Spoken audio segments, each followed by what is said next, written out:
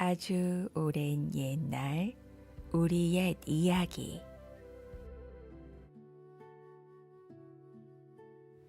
여러분 안녕하세요. 오늘도 아주 오랜 옛날 이야기와 함께 해주셔서 진심으로 감사드립니다.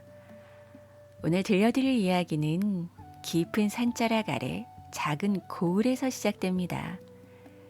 인심 좋고 평화롭던 마을에 어느 날부터 이상한 소문이 돌기 시작하죠. 밤마다 장독대의 된장이 사라지고 아무도 없는 우물가에서 누군가의 목소리가 들려옵니다. 사람들은 두려움에 해가 지기 전부터 문을 걸어 잠그고 마을은 점점 숨죽인 곳처럼 변해가죠. 그런데 바로 그때 젊은 새 사또가 고을에 부임하게 되는데요. 겉보기에는 세상 물정 모르는 선비처럼 보였지만 그는 사람들이 놓친 작은 흔적들을 조용히 살피기 시작합니다. 과연 이 괴이한 일들은 정말 귀신의 장난이었을까요? 아니면 사람들의 두려움 뒤에 숨겨진 또 다른 진실이 있었던 걸까요? 지금부터 된장도둑과 우물가의 수상한 목소리를 둘러싼 기묘하고도 따뜻한 이야기 속으로 들어가 보시죠. 된장도둑과 우물귀신의 비밀. 옛날 옛적 깊은 산자락을 끼고 넓은 들판이 펼쳐진 한 작은 고을이 있었습니다. 이 고을은 본디 인심이 후하고 곡식이 잘 자라기로 이름난 곳이었지만 어느 해 가을부터 마을에 귀신이 돈다는 이상한 소문이 돌기 시작했어요.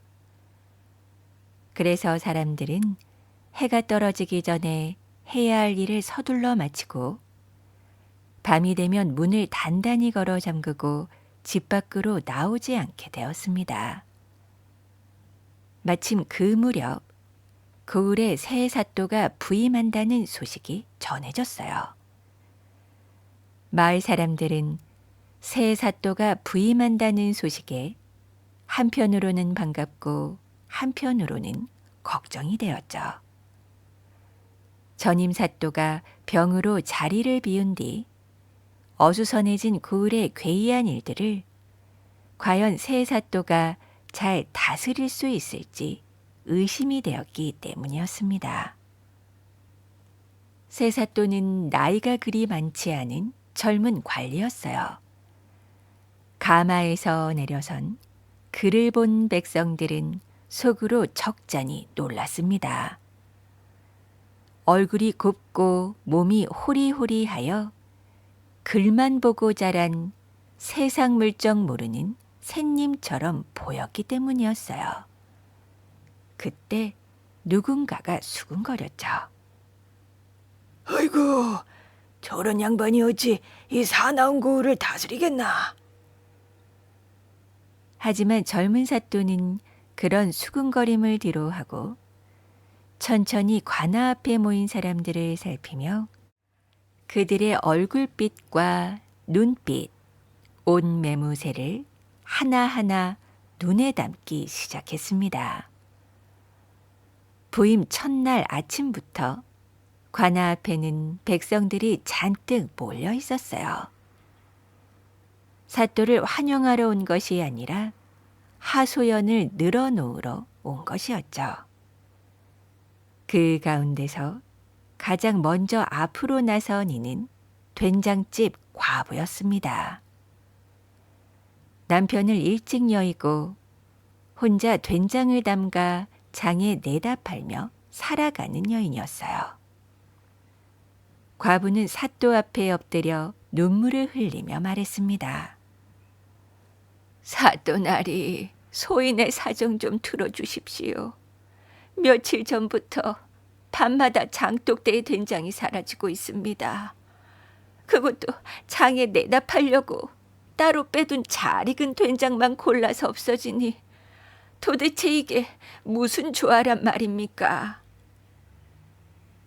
사또는 과부의 말을 가만히 듣고 있었어요. 과부는 흐느끼며 말을 이었습니다. 그런데 장독대 주변에는 발자국 하나 없고 우리 집 누렁이도 짖지 않았습니다. 사람들은 죽은 남편이 된장이 그리워서 돌아온 것이라느니 우리 집터가 세서 잡기가 들었다느니 하며 손가락질을 해냅니다요. 이대로 가다가는 장사도 망치고 동네에서 쫓겨날 판입니다. 과부의 이야기가 끝나자 주위를 둘러선 사람들이 저마다 한마디씩 거들었어요. 아이고, 어디 그뿐인가. 우물가에서는 죽은 노파의 목소리가 들린다는 사람도 있어요. 굶어 죽은 그 할멈 말이요. 무당을 불러야 합니다. 구슬 한바탕 크게 해서 잡기를 쫓아야 해요. 사람들이 시끄럽게 떠드는 동안 사또 옆에 서 있던 아전이 슬쩍 허리를 굽히며 말했어요. 이 아전은 관아이를 10수년째 보아온 사람으로 마을 사정을 자기 손바닥 보듯 훤히 꿰뚫고 있는 자였죠. 사또나리, 백성들의 말에 귀를 기울이시어 굿을 크게 한번 열어 민심을 가라앉히는 것이 상책입니다. 그리하면 사람들의 두려움도 사라지고 사또나리의 인심도 얻을 수 있을 것입니다. 사또는 아전의 말까지 조용히 다 들은 뒤 조용히 된장집 가부를 다시 바라보며 물었어요. 많은 된장 중에서 꼭 장의 팔, 한창 맛이 든 것만 골라서 사라진다고. 아이고, 예, 그렇습니다요. 어찌 그렇게 쪽집게처럼 없어지는지 모르겠습니다요. 사또는 고개를 한번 끄덕였어요. 그리고는 둘러선 사람들을 향해 천천히 말했습니다. 내 귀신이 된장 맛을 알아본다는 말은 들어본 적이 없다. 잡기가 어찌 한창 맛든 된장과 오래 묵은 된장을 구분하겠느냐. 사람들은 어리둥절한 얼굴로 서로를 바라보았습니다. 사또는 과부에게 다시 일렀어요. 오늘 밤에는 장독대를 지키지 말거라. 누구도 그 근처에 가지 말고 개도 묶어두어라. 사람이 지키고 있으면 잡힐 도둑도 잡히지 않는 법이지. 과부는 어리둥절했지만 사또의 말에 고개를 끄덕였습니다. 백성들은 사또가 무엇을 하려는지 알 수 없어 술렁였고 아전은 새 사또가 첫 사건부터 손도 대지 못하고 도망갈 구멍을 만들고 있다며 속으로 비웃었어요. 사또는 그날 오후 내내 관아 안에 들어앉아 아무 말도 하지 않았습니다. 그리고 해가 기울 무렵 사또는 혼자 슬그머니 관아를 나서 된장집 근처를 한 바퀴 돌았어요. 그는 장독대를 둘러싼 낮은 담장을 천천히 살피고 담장 너머로 가지를 늘어뜨린 커다란 감나무를 한참 동안 올려다보았습니다. 그러고는 다시 관아로 돌아왔죠. 이튿날 아침 된장집 가부는 새벽같이 관아로 달려왔습니다. 얼굴이 사색이 된 채로 말이죠. 아이고, 사또나리 또 사라졌습니다요. 어젯밤에도 가장 잘 익은 된장 2항아리가 비었습니다. 그리고 그 소식은 금세 고을에 퍼졌어요. 사람들은 사또를 두고 험한 말들을 늘어놓기 시작했습니다. 아이고, 도둑을 잡기는커녕 장독대 열심도 말라고 하더니. 그러게나 말일세. 귀신이 장난치는 거라면 굿이라도 해야 하는 것을. 하지만 사또는 사람들의 말에 개의치 않았어요. 그리고 직접 포졸들을 데리고 된장집 장독대로 가서 현장을 둘러보았습니다.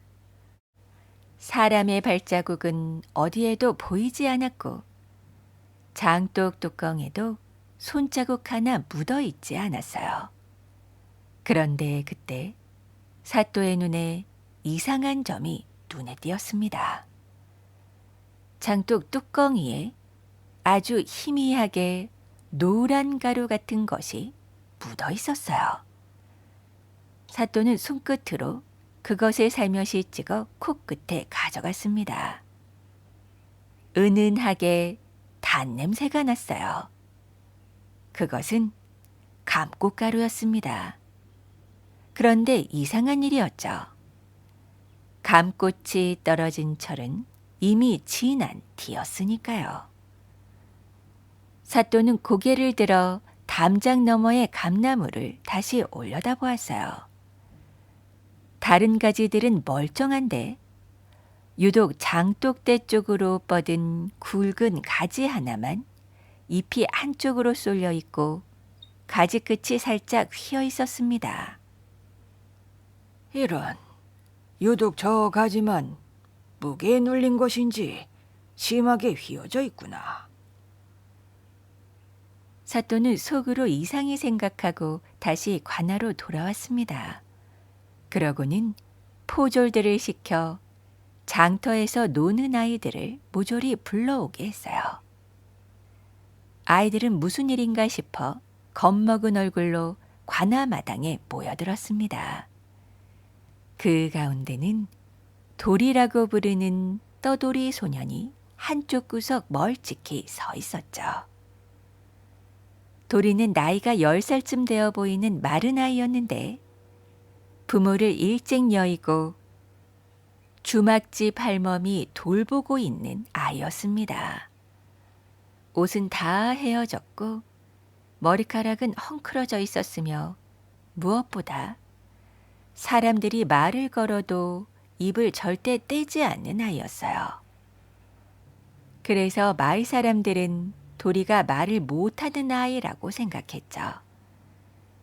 사또는 아이들 앞에 서서 부드럽게 물었습니다. 이 고을에서 나무를 가장 잘 타는 아이가 누구더냐? 아이들은 처음에는 서로 눈치를 보았습니다. 그러다가 한 아이가 손가락으로 또래 가운데 가장 장난기 많아 보이는 아이를 가리켰어요. 저기 떡새가 제일 잘 탑니다. 우리 동네에서 가장 높은 느티나무도 한 다름에 올라가요. 떡새라는 아이는 얼굴이 새빨개졌어요. 혹시나 자기가 큰 잘못을 했나 싶어 안절부절 못하였습니다. 그때 사또는 빙긋이 웃으며 품에서 엿 한 봉지를 꺼내어 아이들에게 골고루 나누어 주었죠. 내 오늘 너희들을 부른 것은 그저 너희들 얼굴이나 한번 보고 엿이나 나눠주려 부른 게니 무서워들 말거라. 아이들은 그제야 안심하고 엿을 받아 입에 물었습니다.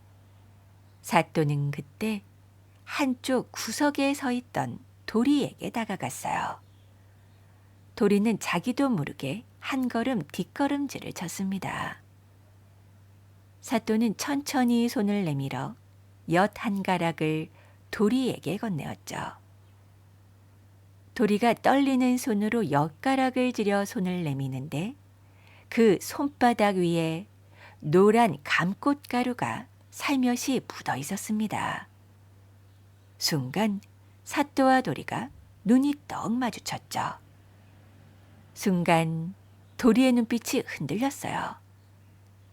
사또는 그 흔들림을 놓치지 않았습니다. 도리 이 녀석이 무언가 알고 있는 게로구나. 하지만 사또는 도리를 추궁하지 않았습니다. 그저 가만히 도리 어깨를 다독여주고는 다시 관아 안으로 들어갔어요. 그리고 그날 저녁 사또는 포졸들을 조용히 불러 명을 내렸습니다.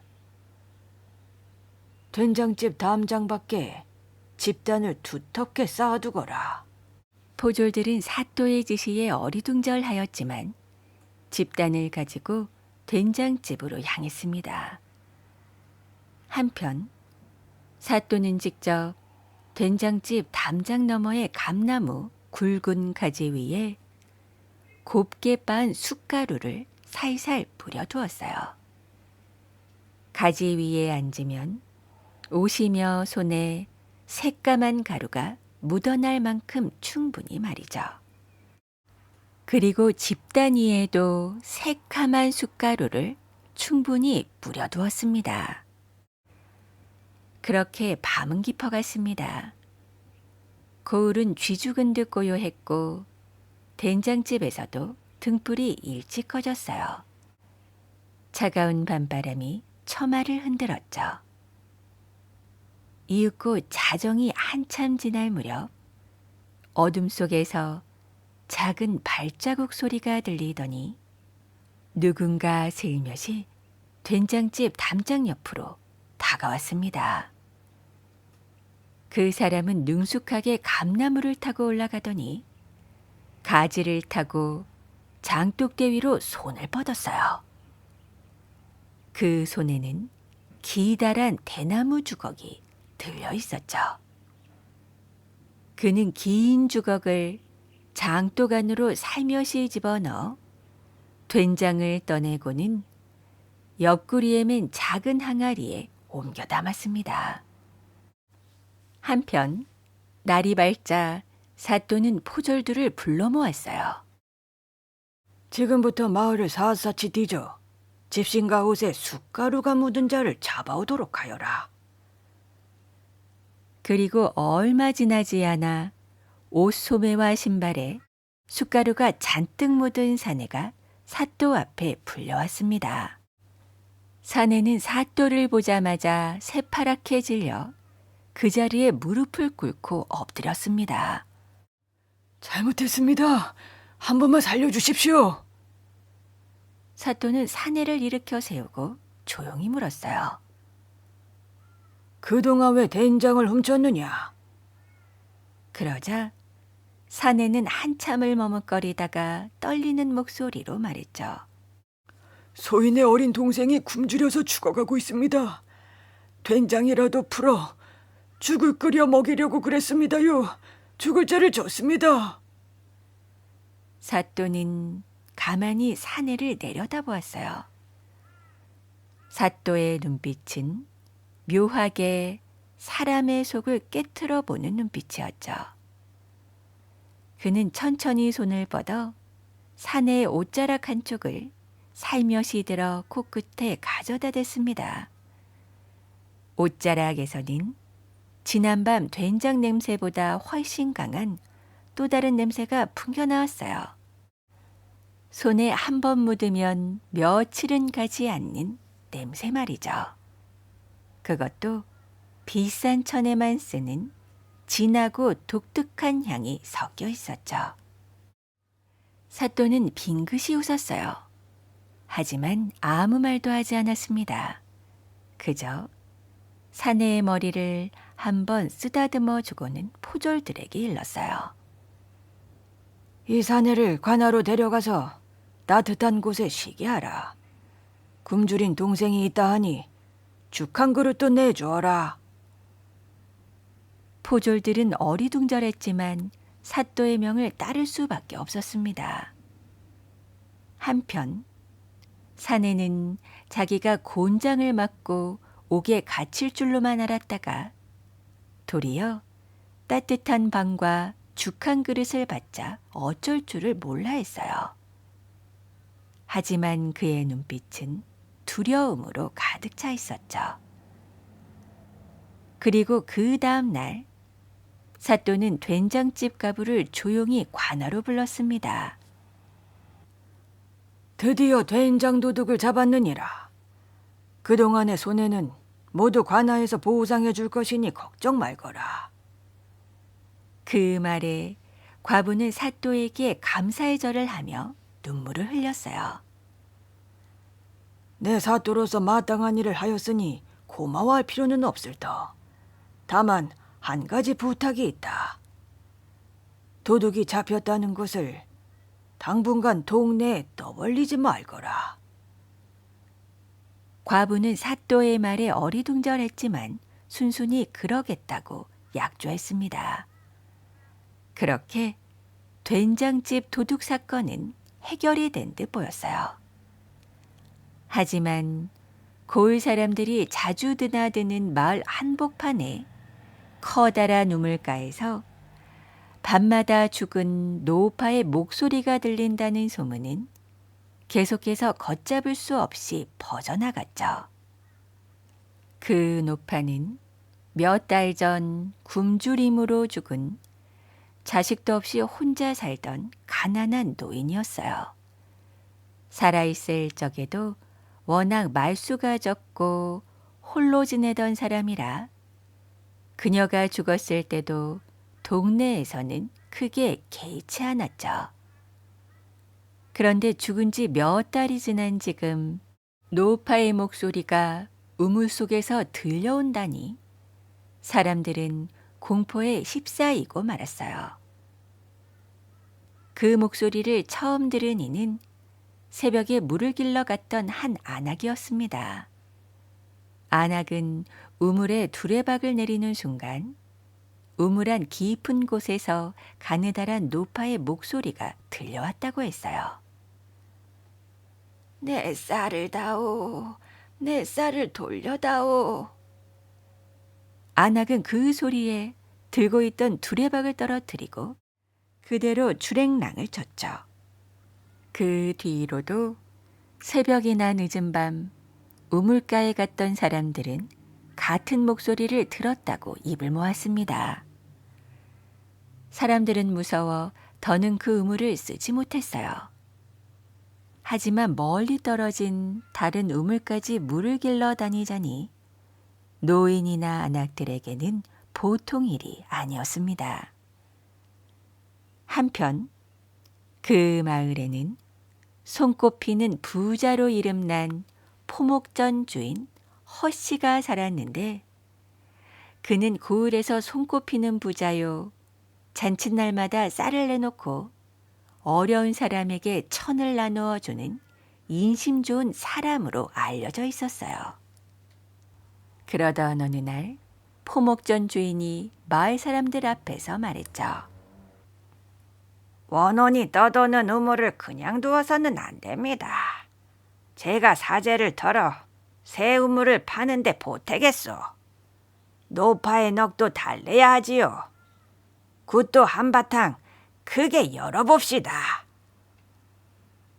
사람들은 포목전 주인을 입을 모아 칭찬했습니다. 어떤 이는 사또보다 포목전 주인이 백성을 더 잘 안다고 말하기도 했어요. 그리고 그 소문은 사또의 귀에까지 들어갔죠. 사또는 조용히 혼잣말을 했습니다. 무슨 일이든 가장 먼저 이득을 보는 사람을 살펴야겠지. 그것이 범인을 가리키는 곳일 것이야. 그날 밤 사또는 포졸 두엇을 데리고 직접 우물가로 향했어요. 달빛은 흐릿했고 우물 주변은 인적이 끊겨 무거운 정막에 잠겨 있었죠. 포졸들은 식은땀을 흘리며 사또 뒤에 바짝 붙어 섰습니다. 얼마나 기다렸을까? 정말로 우물 안에서 가느다란 목소리가 흘러나오기 시작했어요. 내 쌀을 돌려다오. 내 쌀을 돌려다오. 포졸들은 깜짝 놀라 그 자리에 털썩 주저앉았습니다. 하지만 사또는 침착했어요. 그는 등불을 들어 우물 안을 가만히 들여다보았습니다. 우물 속 물 위에는 무엇인가 희미하게 떠 있는 것이 보였죠. 사또는 두레박을 내려 물 한 바가지를 떠올렸습니다. 물 위에는 아주 얇은 기름막이 둥글게 떠 있었어요. 등잔불에 비추어 보니 무지갯빛으로 일렁였습니다. 사또는 그 기름막을 손가락 끝으로 살며시 찍어서 코끝에 가져갔죠. 그것은 분명 등잔 기름이었어요. 사또는 곧이어 우물가 돌틈을 세심하게 살피기 시작했습니다. 한참을 더듬어 가던 그의 손이 어느 한 지점에서 멈추었어요. 돌 사이에 검은 천으로 감싼 얇은 대나무관 끝이 살짝 삐죽 나와 있었죠. 사또는 그것을 잡아당겨 보았습니다. 대나무관은 길게 이어져 있었고 우물 옆 비탈을 따라 마을 외곽 쪽으로 향하고 있었어요. 사또는 빙긋이 웃었습니다. 그리고 포졸들에게는 이 일을 함부로 떠벌리지 말라 단단히 일러두었어요. 그러고는 대나무관이 이어진 방향을 머릿속에 새겨두고 조용히 관아로 돌아왔습니다. 이튿날 날이 밝자 사또는 포졸들에게 명하여 대나무관이 이어진 끝자락을 따라가 보게 했어요. 관은 마을 외곽의 한 빈집까지 길게 이어져 있었습니다. 그리고 그 빈집은 다름 아닌 죽은 노파가 살던 집이었죠. 그 집은 노파가 죽은 뒤에 잡기가 된다며 아무도 가까이 가지 않는 곳이었어요. 사또는 그 빈집으로 들어갔습니다. 마당에는 잡초가 우거지고 부엌 솥에는 거미줄이 쳐 있었어요. 그런데 이상한 점이 눈에 띄었습니다. 안방의 한쪽 구석, 등잔이 놓여있던 자리에는 최근까지 기름이 묻어 굳은 자국이 선명했어요. 누군가 며칠 전까지도 이 집에 와서 등잔불을 켜고 무언가를 했다는 뜻이었죠. 사또는 방 안을 천천히 둘러보았습니다. 그러다 방 구석에 떨어져 있던 작고 누런 종이 조각 하나를 발견하게 되었어요. 그것은 찢어진 종이 조각이었습니다.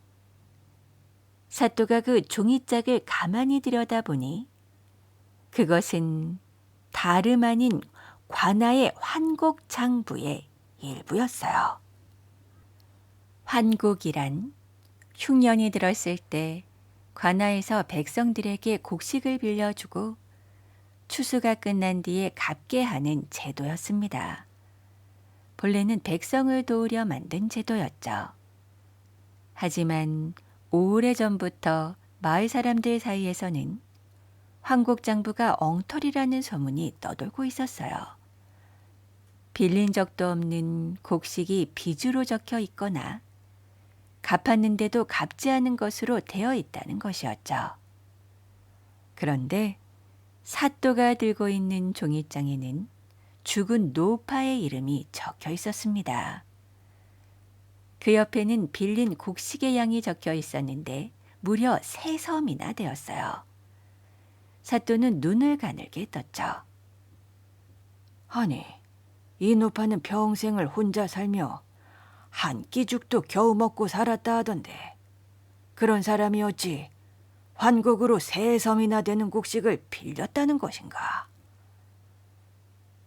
사또는 그 종이장을 들고 관아로 돌아와 아전을 불러 이 상황을 전하였습니다. 그러자 아전이 능청스러운 얼굴로 말했죠. 사도, 벌써 죽은 자의 이름이 적힌 종이 쪼가리일 뿐입니다. 너무 마음에 두실 것 없습니다. 사또는 아무 말 없이 아전을 한번 바라보았습니다. 그러고는 조용히 말했어요. 환곡장부 전부를 가져오시오. 내 처음부터 끝까지 다시 살펴봐야겠소. 그 말에 아전의 얼굴이 살짝 굳어버렸어요. 하지만 곧 평정심을 찾고 말했죠. 그것이 말입니다. 사또나리, 작년에 장마가 크게 들어서 장부 일부가 습기에 상하여 글자가 다 번지고 말았습니다요. 일부는 아예 형체를 알아볼 수 없게 되었지요. 그래서 다시 정리하려면 시간이 좀 걸릴 듯합니다. 사또는 빙긋이 웃으며 고개를 끄덕였어요. 그렇다면 내 기다리겠소. 천천히 가져오시오. 다만 한 장도 빠짐없이 가져와야 할 것이요. 아저는 절을 하고 물러갔지만 그의 얼굴에서는 웃음이 사라지고 식은땀이 흘렀어요. 그 모습을 사또는 놓치지 않았습니다. 그런데 그날 저녁 주막 할멈이 조심스러운 걸음으로 관아를 찾아왔어요. 장터 입구에서 주막을 하는 노파였습니다. 할멈은 말이 많고 소문의 밝기로 고을에서 둘째가라면 서러운 사람이었지만 그만큼 사람들의 이야기를 누구보다 깊이 듣는 사람이기도 했죠. 할멈은 사또 앞에 앉아 조심스레 입을 열었어요. 사또나리, 소인이 사또나리께 드릴 말씀이 있어 이렇게 찾아왔나이다. 사또는 친절하게 할멈을 맞이했습니다. 할멈은 한참을 망설이다가 말을 꺼냈죠. 우물가에서 들린다는 그 노파의 목소리 말입니다. 그 노파가 살아있을 적에 저에게 했던 말이 계속 마음에 걸려서 말이지요. 그 노파가 말하기를 자신이 빌리지도 않은 쌀이 눈덩이처럼 불어나 그 빚을 갚으려고 평생을 시달리고 있다며 제게 한탄을 했었습니다. 하지만 그때는 그 노파의 말을 진지하게 듣지 않았지요. 그 말에 사또의 눈빛이 깊어졌어요. 할멈은 말을 이었습니다. 그리고 또 한 가지가 있습니다. 노파가 죽기 바로 전날 밤에 어떤 사람과 말다툼하는 소리를 들었다는 이가 있습니다. 노파의 집 근처에 사는 김영감이라는 자가 그날 밤 노파의 집에서 험한 말소리가 들렸다고 하더군요. 그런데 그 목소리가 포목전 주인 허신의 집에서 이러는 머슴의 목소리와 비슷하다고 하더이다. 그리고 그 다음 날 아침에 노파가 마당에 쓰러져 있는 것을 발견했지요. 모두들 노파가 굶주려서 죽었다 했지만 김영감 말로는 그게 아닌 것 같다 하여. 사또는 천천히 고개를 끄덕였어요. 그는 할멈에게 고마움을 표하고 이 이야기를 누구에게도 옮기지 말라 단단히 일렀습니다. 할멈은 사또의 손을 꼭 잡으며 말했어요. 사또나리, 우리 같은 힘없는 늙은이들의 목숨은 파리 목숨과도 같지요. 부탁이 하나 있다면 부디 진실을 밝히실 때 마을 사람 누구도 다치지 않게 해주십시오. 사또는 할멈의 손을 가만히 마주 잡으며 말했어요. 그것이 내가 바라는 바요.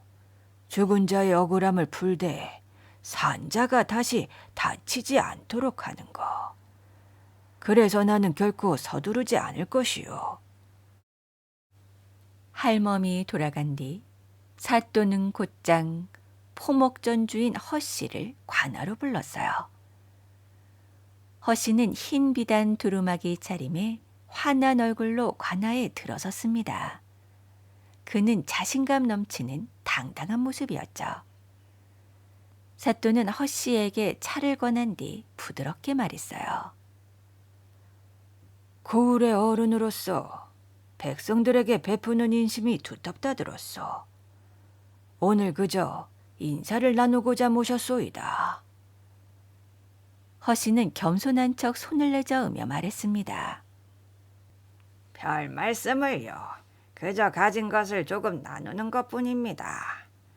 다만 요즘 거울이 어수선하여 마음이 무겁습니다. 우물가의 노파일이며 된장집일이며 이러저러한 괴이한 일이 한꺼번에 일어나니 백성들이 동요하고 있지요.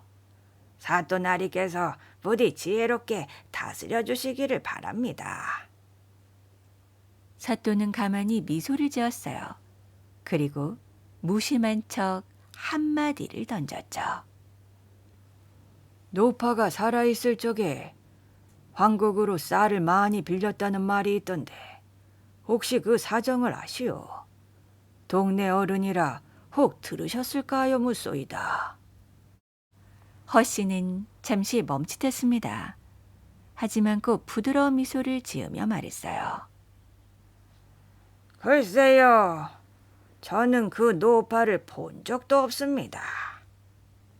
얼굴을 마주친 적도 없으니 그 노파가 황고까지 빌렸는지 제가 어찌 알겠습니까? 사또는 고개를 끄덕이며 더는 묻지 않았어요. 그는 다만 차를 한 모금 마시며 허씨의 주인의 손을 슬쩍 바라보았습니다. 그의 손가락 밑에는 아주 옅게 쪽빛 얼룩이 남아 있었죠.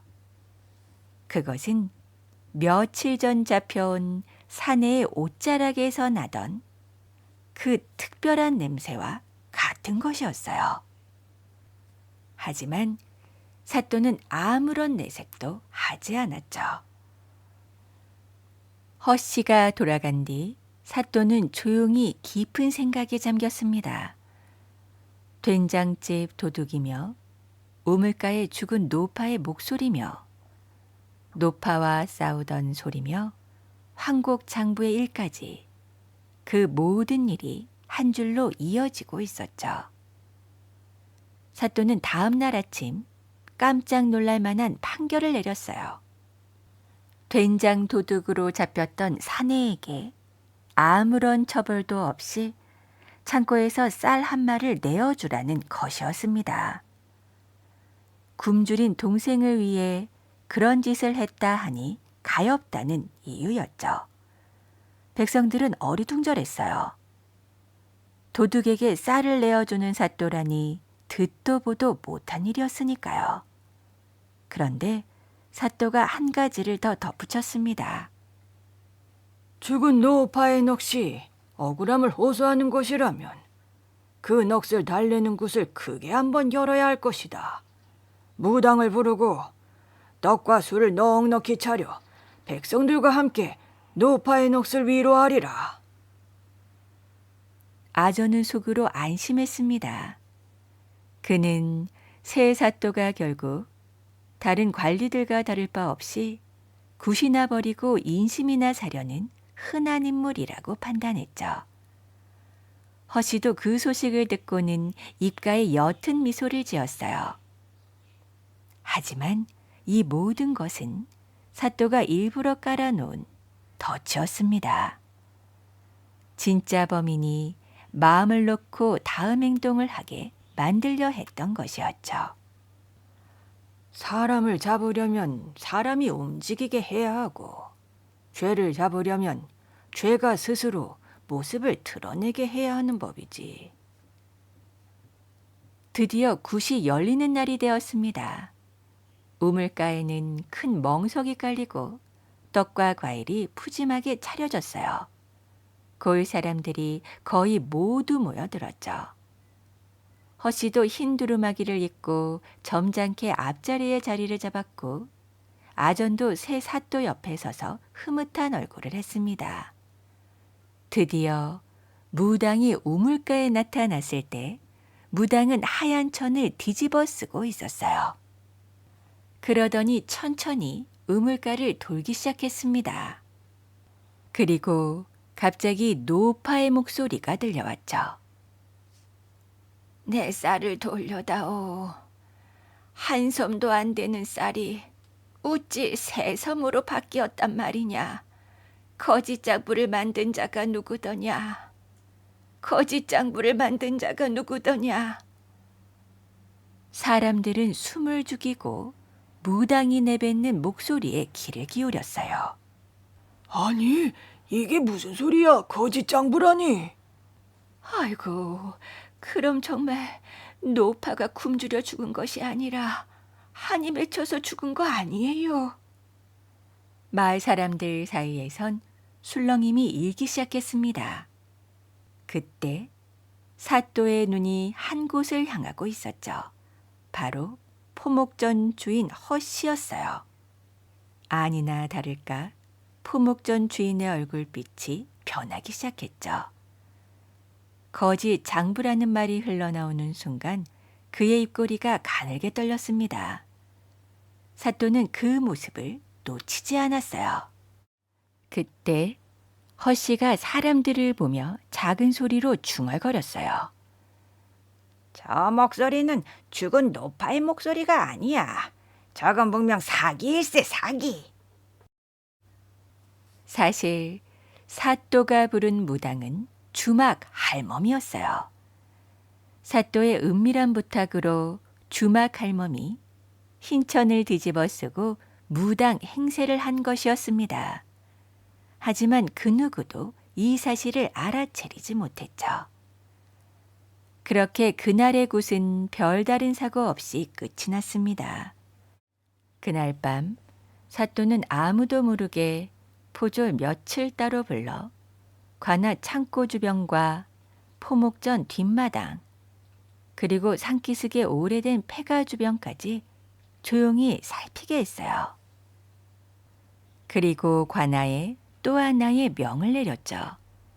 관아 창고의 곡식을 처음부터 끝까지 모두 다시 세어보겠다는 것이었습니다. 환곡으로 나간 곡식과 거두어들인 곡식, 창고에 남아있는 곡식까지 빠짐없이 세어 장부와 맞춰 보겠다고 말이죠. 이 소식을 들은 아전의 얼굴이 새파랗게 질렸습니다. 사또나리, 곡식을 헤아리는 것은 마땅히 필요한 일이오나 워낙 양이 많아 일이 오래 걸릴 것입니다. 더구나 곧 모내기 절이라 백성들이 분주하니 이 일은 가을거지 뒤로 미루는 것이 어떨까요? 그 말에 사또는 그저 빙긋이 웃을 뿐이었어요. 가을이 되면 새 곡식이 들어와 더 어수선해질 것이요. 모레 아침부터 시작합시다. 아전은 더 이상 말리지 못하고 물러갔습니다. 그날 밤 아전은 포목전 주인 허씨의 집을 몰래 찾아갔죠. 두 사람은 오랫동안 안방에 마주 앉아 무엇인가를 의논했습니다. 그들이 헤어질 무렵 허씨는 아전의 어깨를 두드리며 이렇게 말했어요. 걱정 말게. 셀 곡식이 없으면 셀 일도 없는 법이지. 그리고 이튿날 밤 관아 창고 근처에서 갑자기 시뻘건 불길이 치솟았어요. 야경꾼이 다급히 종을 치자 잠이 들었던 마을 사람들이 우르르 몰려 나와 양동이며 물통을 들고 달려왔습니다. 다행히 불은 창고 한쪽 모서리에서 시작되어 큰 화재로 번지기 전에 잡혔죠. 하지만 창고 안에 있던 장부더미 한 칸이 시커멓게 그을렸고 그 가운데 일부는 잿더미가 되어버리고 말았어요. 아전은 발을 동동 구르며 호들갑을 떨었죠. 아이고, 큰일 날 뻔했습니다. 사또나리, 자칫하면 창고가 송두리째 탈 뻔했어요. 하지만 하늘이 도왔습니다. 장부 일부가 타기는 했으나 그래도 곡식은 무사하니까요. 천만 다행입니다. 사또는 잿더미 앞에 서서 한참 동안 아무 말이 없었습니다. 불길이 잦아들고 새벽빛이 희미하게 밝아올 무렵 그는 천천히 무릎을 굽혀 새카만 종이장 조각을 손가락 끝으로 집어 올렸어요. 그는 그것을 손바닥 위에 놓고 살며시 입김을 불었죠. 그러자 불에 탄 재가 날려가고 그 아래에 종이결이 살짝 드러났습니다. 사또는 다른 재 조각도 몇 개 더 집어서 비교하며 살펴보았어요. 그러고는 입가에 옅은 미소를 띄었죠. 불에 탄 장부의 겉장은 분명히 황곡장부의 모양을 하곤 있었지만 안쪽 종이의 결과 먹의 빛깔이 한결같이 새 것이었습니다. 오래된 장부가 가져야 할 누런 빛이 나 묵은 먹의 검푸른 빛이 전혀 보이지 않았던 거예요. 그것은 진짜 장부가 아니라는 증거였죠. 누군가 며칠 사이에 급하게 가짜 장부를 만들어 진짜인 척 그 자리에 끼워둔 것이었습니다. 진짜 장부는 이미 다른 곳으로 옮겨졌다는 뜻이었죠. 사또는 그 길로 관아로 들어가 생각에 잠겼어요. 하지만 그는 결코 서두르지 않았습니다. 다만 진짜 장부가 어디에 숨겨졌는지를 찾아야 한다는 생각뿐이었어요. 그런데 얼마 후 떠돌이 소년 도리가 갑자기 사라졌다는 소문이 돌았습니다. 도리는 그동안 주막 할멈의 보살핌을 받으며 주막 뒤뜰의 헛간 한켠에서 잠을 자곤 했어요.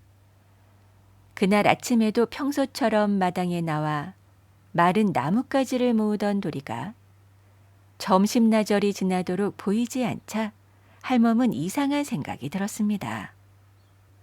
부랴부랴 헛간을 살펴보니 도리가 평소 깔고 자던 거적대기가 한쪽으로 밀려나 있고 그 자리에 진흙 발자국이 어지러이 찍혀 있었어요. 할멈은 곧장 관아로 달려가 사또에게 사정을 구했습니다. 사또나리, 우리 도리가 사라졌습니다. 어젯밤에 분명히 헛간에서 자고 있는 것을 보았는데 새벽녘에 누군가 와서 데려간 것이 분명해요. 헛간 흙바닥에 어른의 발자국이 찍혀 있고 도리가 끌려간 듯한 작은 자국도 함께 보였습니다요. 사또는 곧장 포졸들을 풀어 골 곳곳을 살피게 했어요. 하지만 도리의 행방은 쉽게 잡히지 않았습니다. 한편 장터에서는 포목전주인 허씨가 또다시 사람들에게 인심을 베풀고 있었죠. 그는 오늘따라 유난히 너그러운 얼굴로 가난한 사람들에게 쌀과 천을 나누어 주며 말했습니다. 이런 어수선할 때일수록 우리가 서로 도와야 합니다. 사또나리께서 백방으로 애쓰시지만 워낙 일이 많으니 우리 같은 사람들이라도 백성들을 돌보아야지요. 마을 사람들 사이에선 허씨에 대한 감사와 존경이 커져가게 되었어요. 한 노인은 한숨을 쉬면서 이렇게 말하기도 했습니다. 새 사또가 부임한 뒤로 도리어 고을이 어지러워졌네. 이제는 창고에 불까지 나니 차라리 보목전 주인 같은 어른이 고을을 다스리면 좋을 텐데.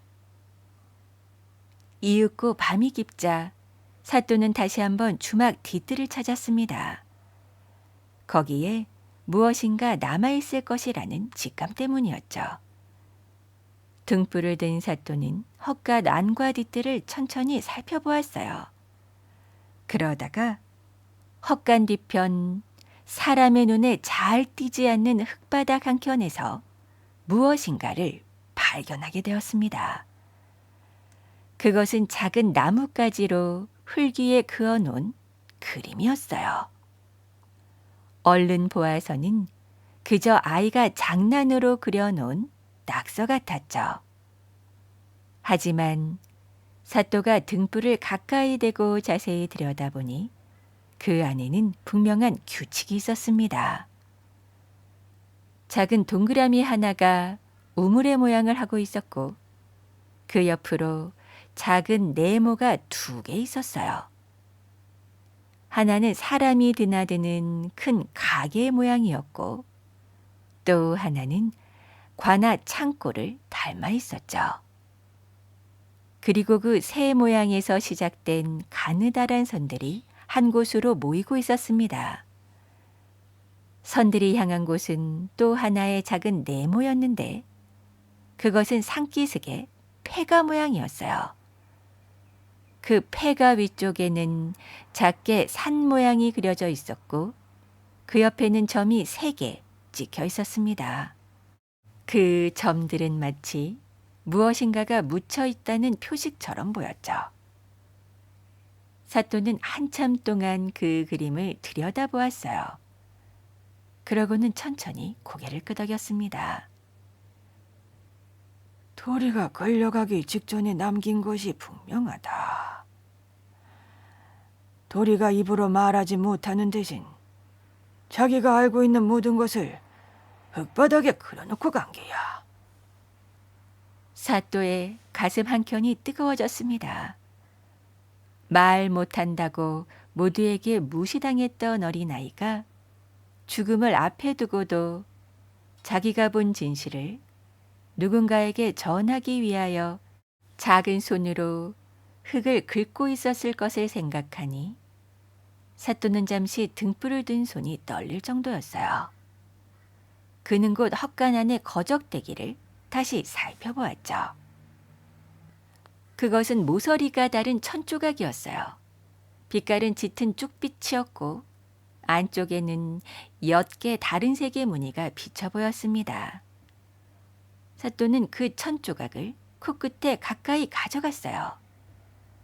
그러자 보통 쪽빛 염료에서는 나지 않는 진하고 독특한 향이 섞여났습니다. 며칠 전 된장도둑 사내에게서 났던 바로 그 향이었어요. 그리고 또 며칠 전 차 한 잔을 사이에 두고 마주 앉았던 포목존 주인 허씨의 손톱 밑에 묻어 있던 그 빛깔이었죠. 사또는 그제야 이 모든 일들이 누구에 의해 일어나고 있는 것을 짐작할 수 있었습니다.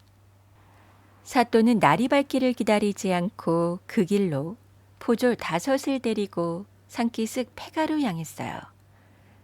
큰 길로 가지 않고 일부러 좁은 산길을 골라 돌아갔습니다. 누군가가 관아의 움직임을 살피고 있을 것을 짐작했기 때문이었죠. 그는 또 포졸 가운데 2 사람은 미리 따로 보내어 폐가 주변의 숲속에 몸을 숨기고 있게 하였어요. 내 무슨 일이 생기면 안에서 신호를 보낼 터이니 그때 일제히 달려들도록 하여라. 산기슭의 폐가는 짙은 어둠에 잠겨 있었습니다. 사람들은 그 폐가에 오래전 역병이 돌아 일가족이 한꺼번에 죽었다는 말을 믿고 있어서요. 그래서 한낮에도 아무도 가까이 가지 않는 곳이었습니다. 그런데 사또는 이미 그 소문조차 누군가가 일부러 퍼뜨린 것이라는 사실을 짐작하고 있었죠. 사또가 폐가에 들어섰을 때 안에는 아무도 없는 듯 보였습니다. 그런데 사또의 눈이 곧 부엌의 아궁이를 향했어요. 도리가 그림에 남긴 점 3개의 자리가 바로 그 부엌이었거든요. 사또는 포졸을 시켜 아궁이 안의 재와 흙을 조심스럽게 걷어내게 했습니다. 흙을 한참 파 내려가자 단단한 무엇인가가 삽끝에 부딪혔습니다. 포졸들이 그 주위의 흙을 마저 걷어내니 커다란 항아리 하나가 모습을 드러냈어요. 그 항아리는 입구가 단단히 봉해져 있었습니다. 사또가 봉인된 자리를 살펴 떼어내자 그 안에서 두툼한 장부 묶음과 누런 빛깔의 종이 뭉치들이 쏟아져 나왔어요. 사또는 등불 아래에서 장부를 펼쳐보았습니다. 그것은 분명한 환곡 장부였죠. 종이는 누렇게 변색되어 있었고 먹은 깊이 배어 있었습니다.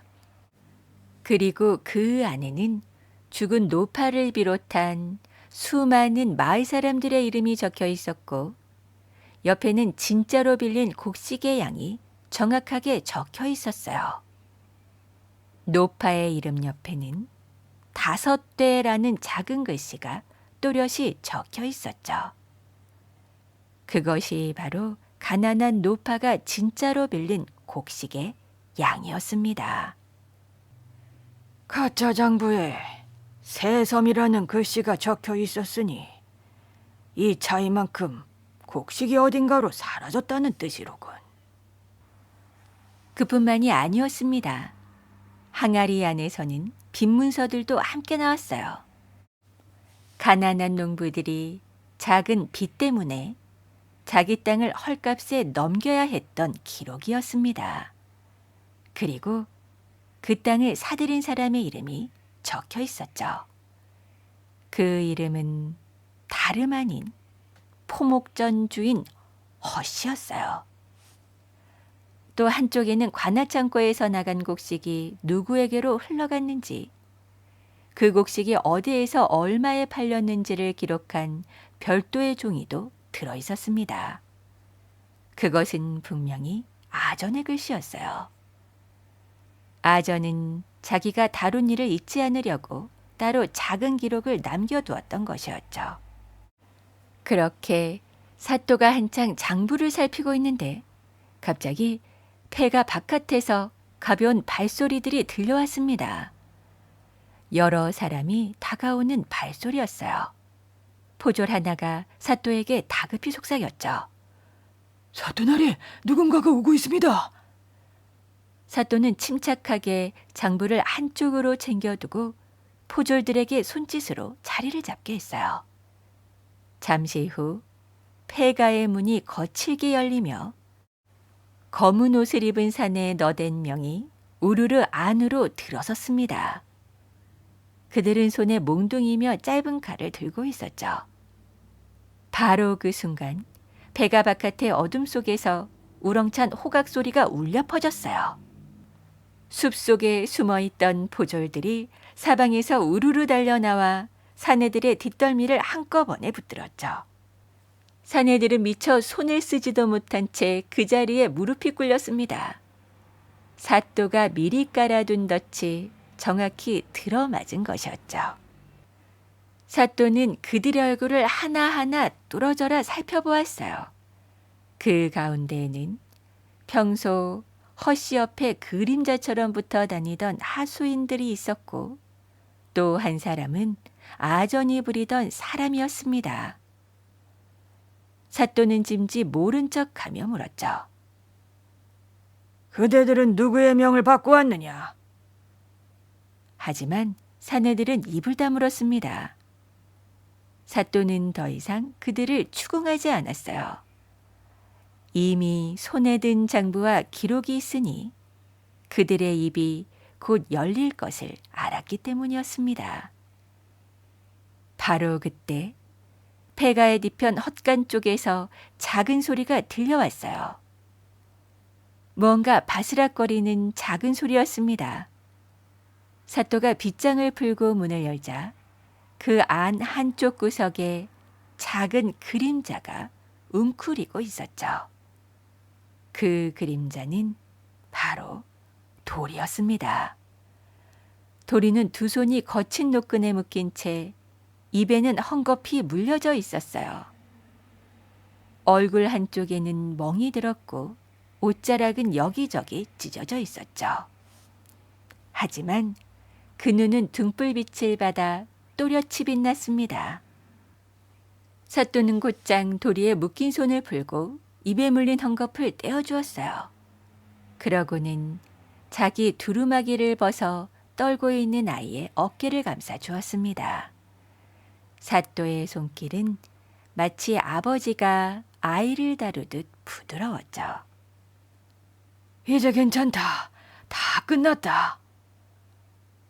도리는 한참 동안 아무 말도 하지 못했습니다. 그저 어깨를 들썩이며 소리 없이 흐느낄 뿐이었어요.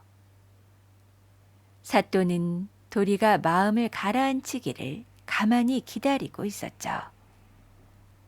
그렇게 한참이 흐른 뒤 도리가 떨리는 입술로 천천히 입을 열었어요. 사또나리께서 와주시지 않았으면 소희는 정말 죽었을 것이옵니다. 도리가 처음으로 내뱉는 목소리였습니다. 사또는 살며시 미소를 지었어요. 도리는 잠시 숨을 고른 뒤에 마치 오랫동안 마음에 묻어두었던 무거운 짐을 내려놓듯 천천히 말을 이어갔죠. 몇 달 전 돌아가신 할머니는 굶어 죽은 것이 아닙니다. 소인이 할머니 댁 근처 처마 밑에서 깜빡 잠이 들었는데 할머니 집으로 포목전 허씨 영감님과 머슴들이 할머니를 찾아와 쌀을 갚으라며 소리치는 것을 보았습니다요. 할머니가 자신의 빚이 아니라고 소리를 지르니 곧이어 다투는 소리가 났고 누군가 할머니를 떠밀어 쓰러뜨리는 것을 소인이 보았습니다요. 도리는 잠시 숨을 골랐어요. 그 작은 어깨가 떨리고 있었습니다. 그 사람들이 할머니를 그대로 두고 가버린 뒤 소인이 가까이 다가가 보니 할머니는 이미 숨을 거두셨습니다. 소인은 너무 무서워서 그 자리에서 도망쳤습니다. 그런데 그날 이후로 자꾸만 누군가가 저를 지켜보고 있다는 느낌이 들었어요. 그래서 저는 그날부터 말을 잃은 척하고 살았습니다요. 말을 못하는 아이라면 보았어도 말하지 못할 것이라 여길 테니까요. 그래야만 살 수 있을 것 같았습니다. 사또의 눈빛이 깊어졌습니다. 사또는 도리의 작은 손을 가만히 마주 잡으며 말했어요. 살아남으려 그리한 것은 죄가 아니니라. 너는 잘못한 것이 없다. 오히려 이 작은 몸으로 오늘까지 이 진실을 지켜온 것이 장하구나. 이제 네가 본 것을 말하면 된다. 더 이상 너를 해칠 자는 없을 것이야. 도리는 그제야 참았던 눈물을 한꺼번에 쏟아냈습니다. 사또가 도리와 항아리 속의 진짜 장부를 모두 거두어 가나로 돌아왔을 땐 이미 새벽이 환하게 밝아오고 있었어요. 그는 진짜 장부와 가짜 장부를 책상 위에 나란히 펼쳐놓고 글자 하나하나를 천천히 비교해 보았죠. 그리고 곡식이 어디에서 얼마나 빠져나갔는지, 그 빠져나간 곡식이 어떻게 팔려서 돈이 되었는지를 한 줄 한 줄 정리하기 시작했습니다. 그리고 날이 완전히 밝자 사또는 관아마당에 마을 사람들 모두를 모이게 했어요. 포목전 주인 허씨와 아전도 불려 나왔습니다. 두 사람은 무슨 일인지 잘 모르는 척하면서도 어딘가 모르게 긴장한 기색이 역력했죠. 마당 한켠에는 흰 천이 깔린 작은 자리가 마련되어 있었어요. 그 위에 사또가 직접 항아리 속에서 꺼낸 진짜 장부와 폐가의 헛간에서 발견된 쪽빛 천조각, 그리고 며칠 전 잡혀온 사내의 옷자락에서 떼어낸 작은 쪽지가 가지런히 놓여 있었습니다. 오늘 이 자리는 그동안 이 고을에서 일어난 일들의 진실을 백성들 앞에 똑똑히 보이기 위해 모인 것이요. 누구든 잘못한 것이 있다면 스스로 말할 기회를 줄 것이고, 누구든 억울한 것이 있다면 그 또한 들을 것이네. 사또는 먼저 포목전 주인 허씨에게 물었습니다. 그대는 이 고을의 어른으로 인심을 베푼다 알려져 있어. 그런데 우물가에 굿이 있던 날, 그 자리에서 그대가 노인의 목소리가 내가 알고 있는 것과 다르다고 말하는 것을 내 두기로 똑똑히 들었어. 그런데 도대체 무엇과 다르다는 뜻이었어? 허 씨는 잠시 멈칫했습니다. 하지만 곧 점잖은 얼굴로 대답했죠.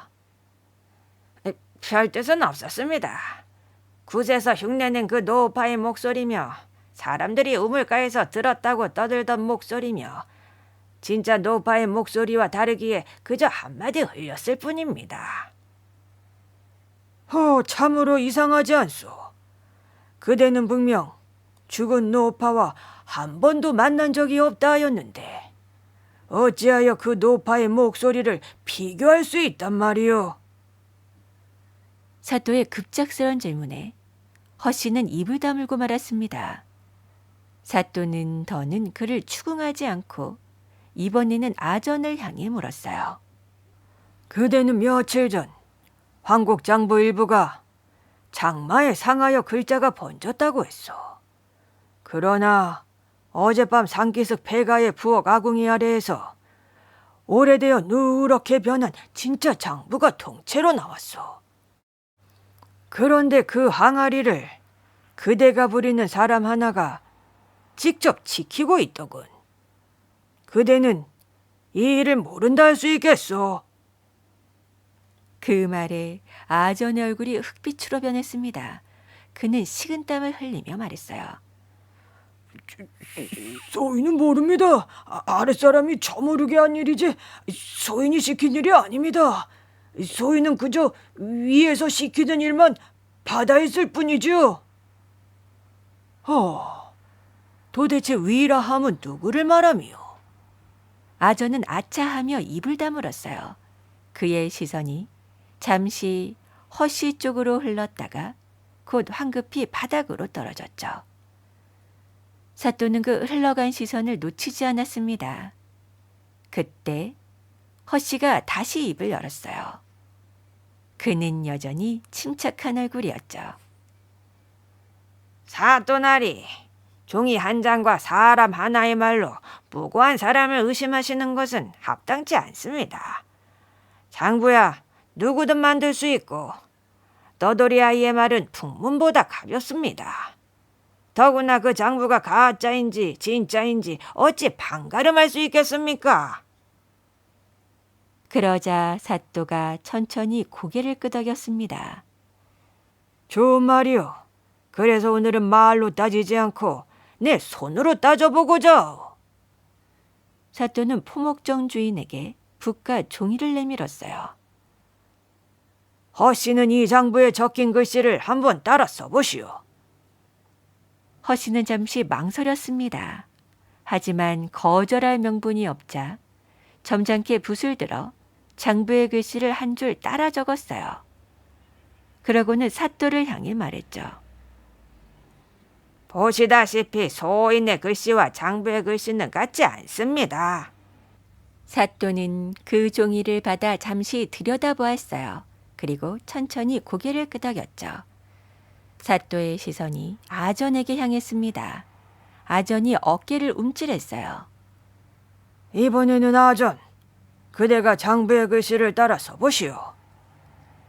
아전은 떨리는 손으로 붓을 들었어요. 그가 쓴 글씨는 장부의 글씨와 거의 한 사람의 손에서 나온 것처럼 닮아 있었습니다.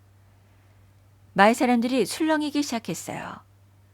그런데 사또는 표정을 바꾸지 않았죠. 네, 한 가지 더 보겠소. 사또는 흰 천 위에 놓인 작은 천 조각 하나를 들어 보였습니다.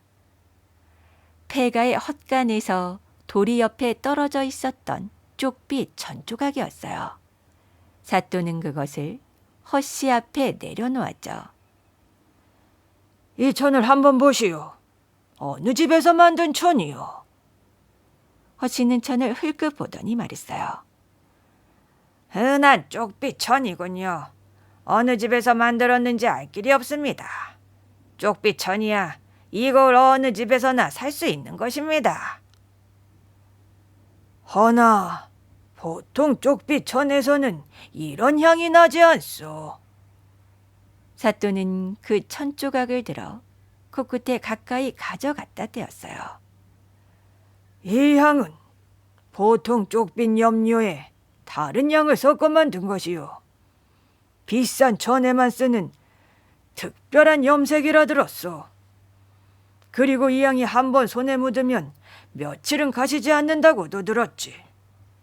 사또의 시선이 천천히 허씨의 손으로 향했습니다. 허씨는 자기도 모르게 손을 옷자락 뒤로 감추려 했어요. 하지만 그 짧은 순간에도 사또의 눈은 이미 그의 손톱 밑에 남아있는 옅은 쪽빛 자국을 확인했죠. 자네의 손에 염료가 묻는 것이야 당연한 일이라 할 수 있겠지. 허나 같은 양 같은 빛깔의 흔적이 도리가 갇혀있던 헛간 안에서 발견되었다면 그것을 어찌 설명하시겠소? 그러자 허씨의 꼬리가 가늘게 떨렸습니다. 하지만 그는 끝까지 인정하지 않았어요. 누구든 그 천조각을 거기에 떨어뜨릴 수 있습니다. 소인의 가게에서 천을 가져간 사람이 한둘이 아니지요. 그러자 사또가 빙긋이 웃었어요.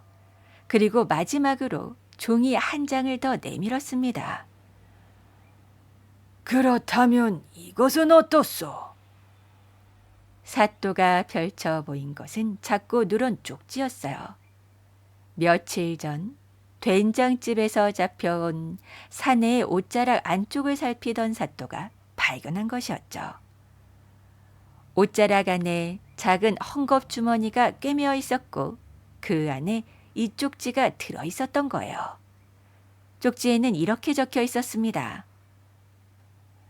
된장집 뒤 감나무를 타고 들어가라. 우물 쪽 소문이 잠잠해지면 다음 일을 시작한다. 이 쪽지는 분명한 손글씨로 적혀 있었습니다. 그리고 그 글씨는 허씨가 처음 따라 적은 그 글씨와 닮아 있었죠. 사또가 부드럽게 말했어요. 이 쪽지는 며칠 전 잡혀온 사내의 옷자락 안에서 나왔소. 그 사내는 처음에는 굶주린 동생 때문에 된장을 훔쳤다고 했소. 허나 사실은 동생이 누군가의 손에 잡혀 있었기에 시키는 대로 하지 않을 수 없었던 것이요. 허씨의 얼굴이 흑빛으로 변하기 시작했습니다. 사또가 말을 이었어요. 그 동생은 며칠 전 관아 사람들의 보호 아래 안전히 거두어 두었소. 동생이 더 이상 다칠 일이 없다는 것을 안 뒤에야 사내는 누가 자기에게 그 일을 시켰는지 자백했소이다. 사또의 시선이 허씨를 똑바로 향했습니다. 그대는 그저 가난한 아이의 어린 동생을 인질로 잡고 그 형제에게 된장을 훔치게 하여 고을에 작은 소동을 만들었소. 사람들의 눈이 된장집과 우물가로 쏠려 있는 동안 그대와 아저는 황국장부를 다시 쓰고 백성들의 빚을 부풀려 그 차액만큼의 곡식을 빼돌렸소. 그 곡식은 다시 다른 고을에 팔려 큰돈이 되었고 그대는 그 돈으로 가난한 농부들의 땅을 헐값에 사들였소.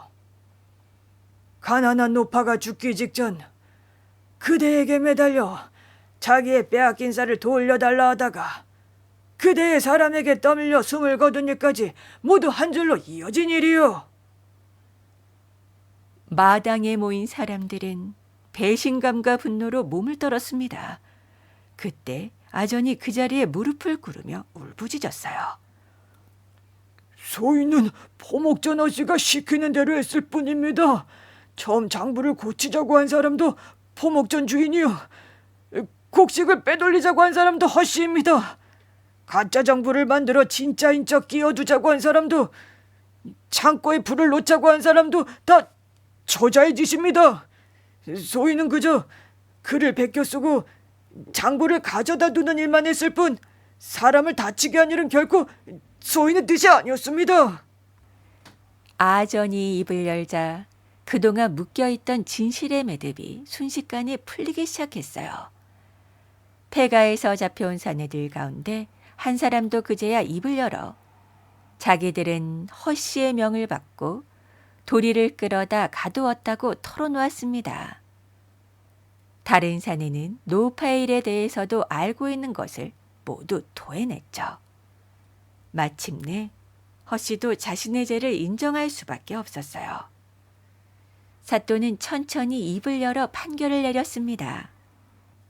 포목전 주인과 아전은 황국 장부를 조작하여 백성의 국식과 재산을 빼돌렸으며 그 일을 감추기 위해 어린아이를 협박하고 우물가에 거짓 소문을 퍼뜨려 백성을 두려움에 떨게 하였다. 또한 가난한 노파의 죽음에도 깊이 관여하였으니 그 죄가 결코 가볍지 아니하다.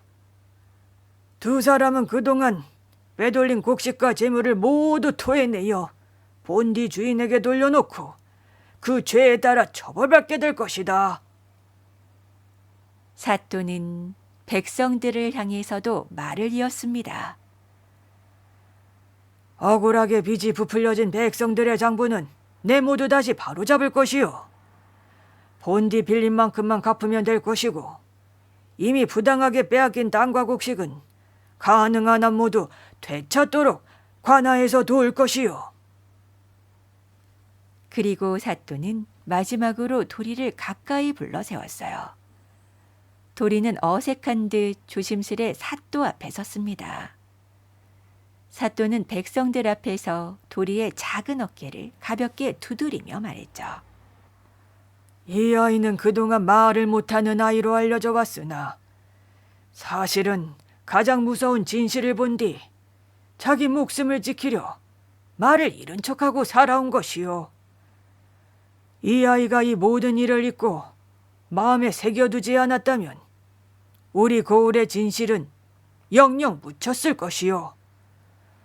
앞으로 이 아이는 주막 할멈의 보살핌 아래 살게 할 것이며 본인이 원한다면 관아에서 글을 배울 수 있도록 도울 것이요. 도리의 눈에 눈물이 그렁그렁 맺혔습니다. 하지만 그것은 더 이상 두려움의 눈물이 아니었죠.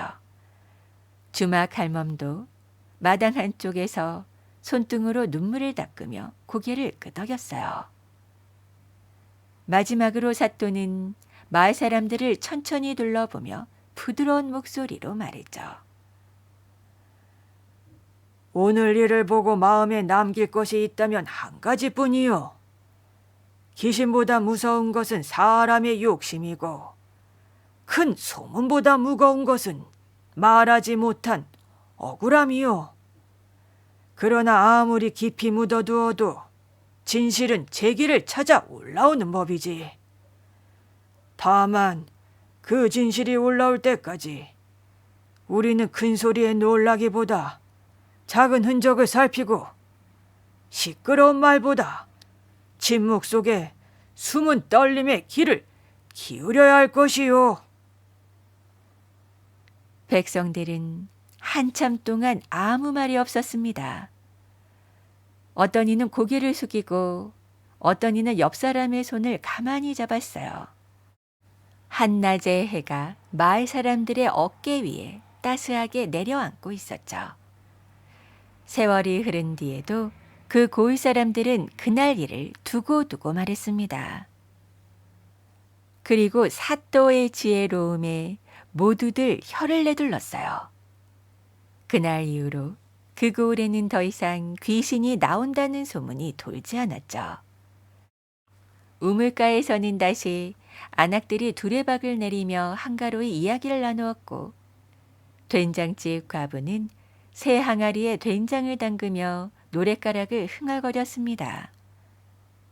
떠돌이 소년 도리는 주막 할멈 곁에서 잔심부름을 하며 글을 배우기 시작했고 그 또랑또랑한 목소리가 마당 한가운데로 울려 퍼졌답니다.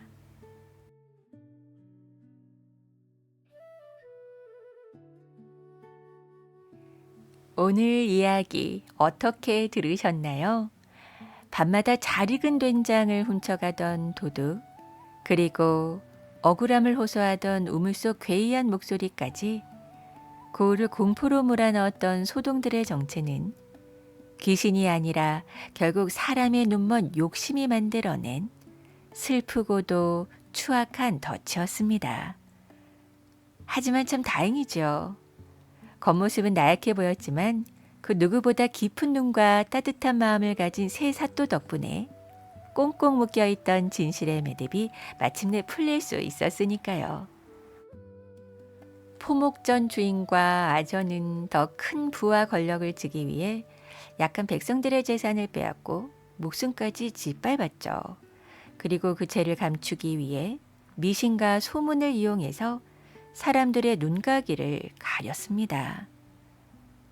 우리의 눈을 흐리게 만들고 세상을 어지럽히는 진짜 귀신은 어쩌면 우리 마음속에 숨어있는 이기심과 탐욕일지도 모른다는 생각이 드네요.